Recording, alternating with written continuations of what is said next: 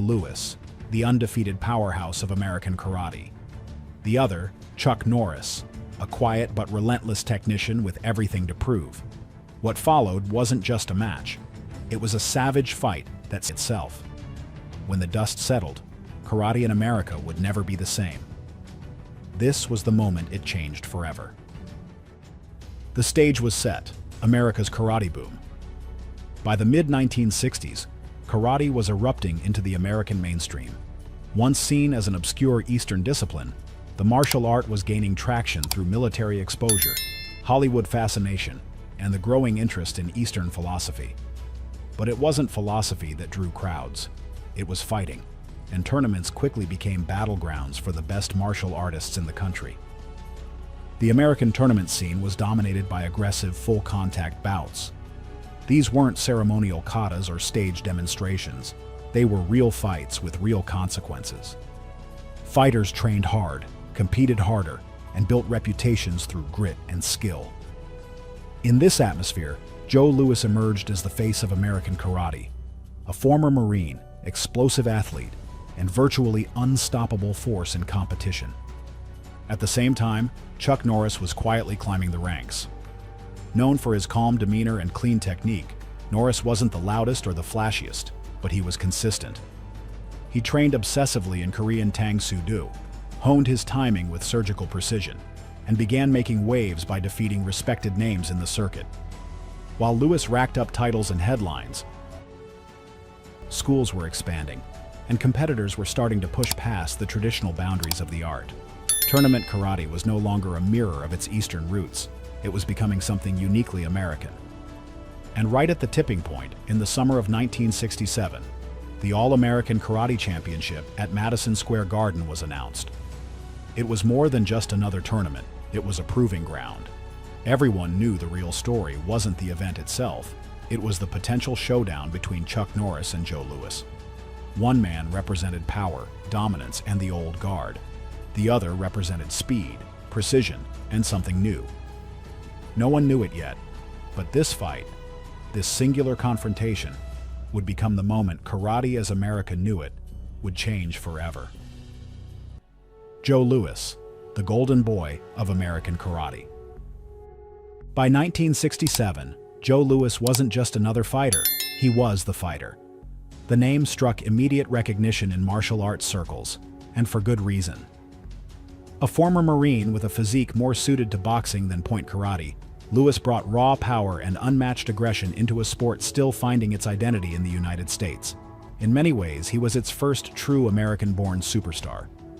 Louis began training in Okinawa during his military service in the early 1960s, studying Shorin-Ryu karate under some of the most respected Okinawan masters.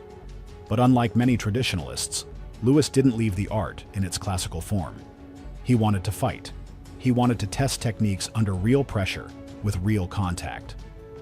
Upon returning to the US, he entered karate tournaments with a mindset that was entirely different from the norm.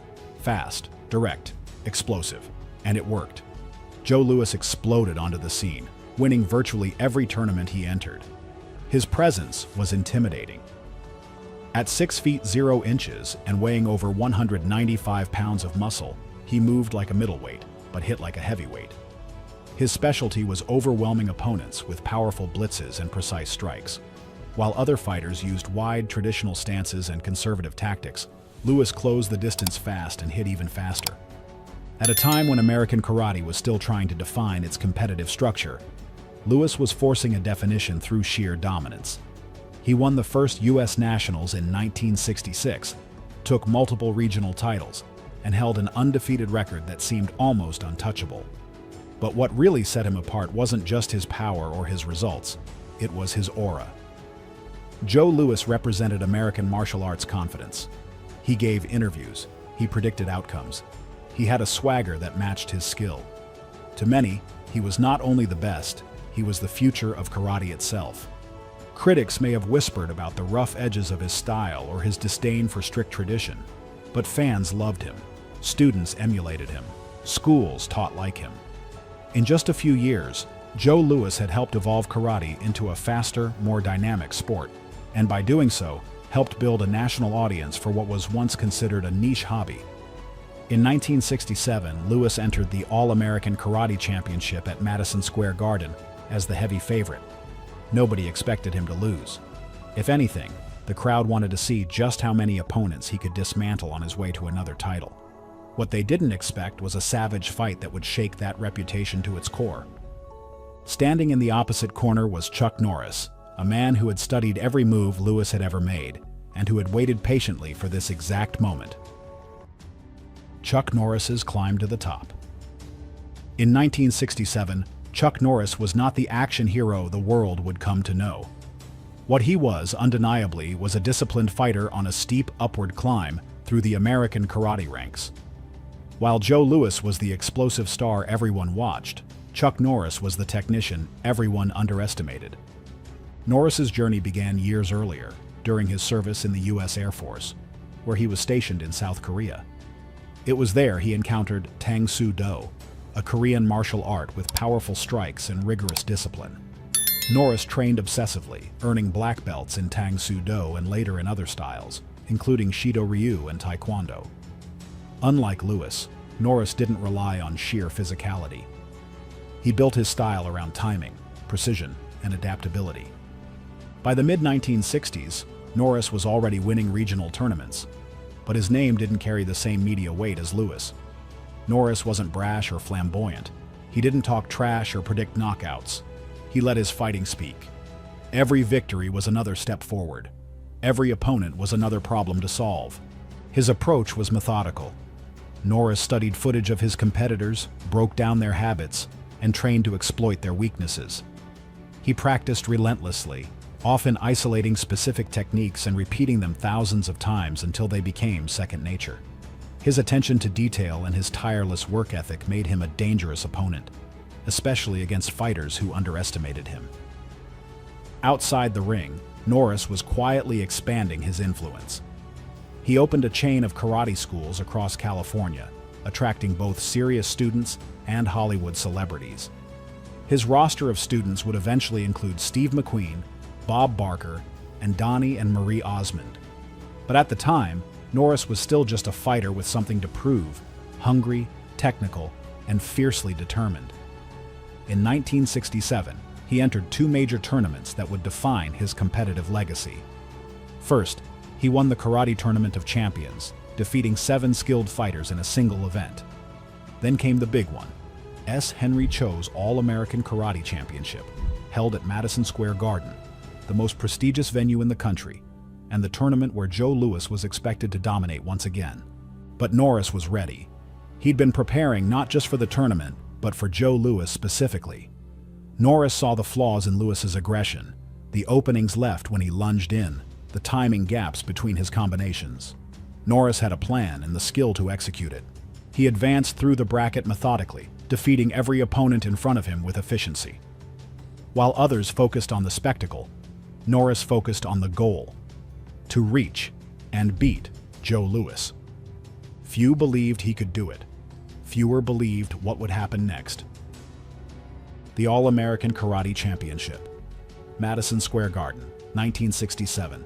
The All-American Karate Championship, held on June 24, 1967, was unlike any tournament that had come before it.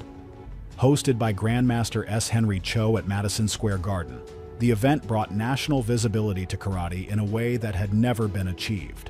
It was a milestone for martial arts in America, and it was the stage set for a confrontation that would mark a turning point. The venue itself added weight. Madison Square Garden was known for boxing, basketball, and concerts, but not martial arts. That changed in 1967. With hundreds of fighters from across the country in attendance and thousands of spectators filling the seats, the energy was electric. Most attendees expected Louis to walk through the bracket. He was bigger, stronger, and had an undefeated aura. Norris, while respected, wasn't yet considered in the same tier by casual observers. But those paying attention, especially other fighters, knew this matchup had the potential to shift everything. The tournament followed a single elimination format. Points were scored through clean, decisive strikes judged by a panel. Unlike full contact knockouts, the format required precision, control, and tactical mastery. Fighters needed to hit hard, but within control. while staying defensively sharp and reading their opponent's rhythm. Lewis advanced as expected, dispatching his opponents with speed and dominance.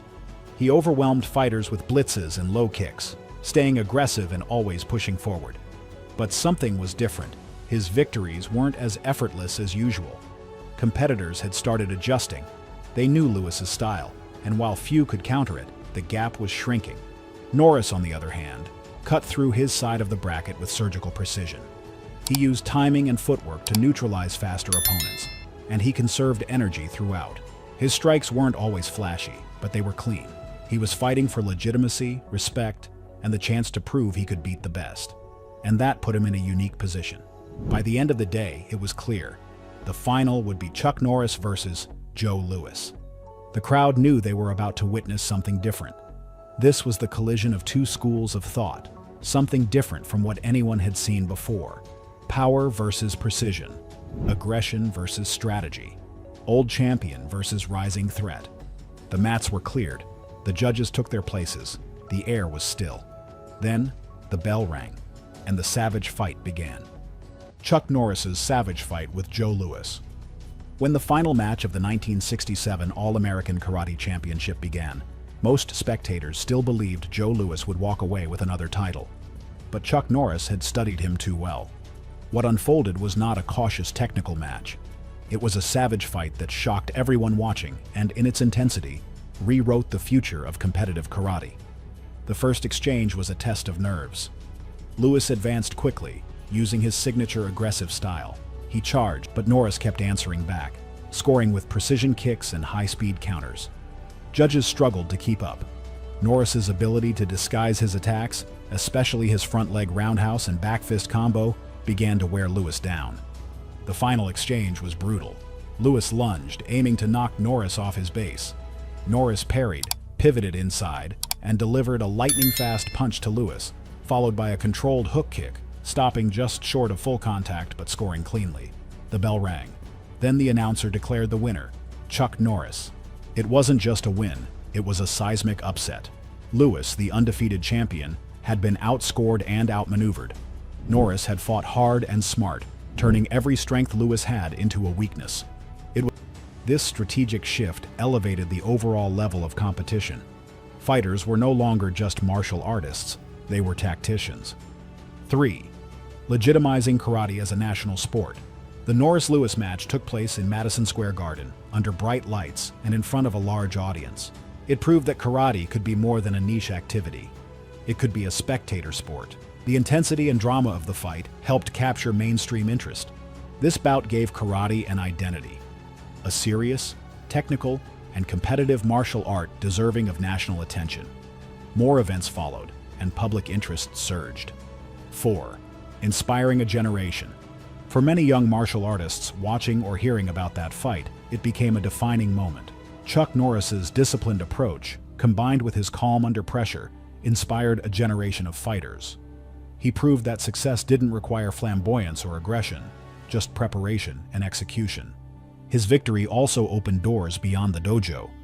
Within a few years, Norris would transition into acting, bringing martial arts to the big screen and fueling a pop culture movement around karate in the 1970s and 1980s.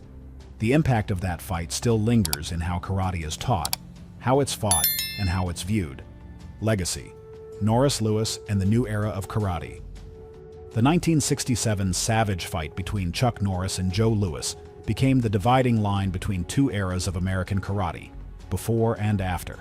The legacy it left behind shaped not only the careers of both men, but also the direction of martial arts for decades to come. Chuck Norris, following his win, became the face of technical, disciplined karate in America. His victory gave him credibility in both the martial arts and entertainment industries. By the early 1970s, Norris had expanded his karate schools, continued to dominate in competition, and attracted celebrity students like Steve McQueen, who would later help launch his acting career. Norris used his platform to elevate karate's visibility across media and culture. But his influence went beyond the screen. Norris's emphasis on precision, strategy, and respect helped define the core philosophy of modern karate. He showed that a fighter didn't need to be the loudest or the strongest, just the most prepared. In doing so, he became an icon not for flash, but for focus. Joe Louis, despite the defeat, remained a towering figure. Rather than fading, he evolved. He later became one of the founding fathers of American kickboxing and continued to innovate within martial arts, eventually being named the greatest karate fighter of all time by Karate Illustrated in 1983. His rivalry with Norris sharpened him and expanded his own thinking about what it meant to be a fighter. Together, Norris and Louis pushed each other and the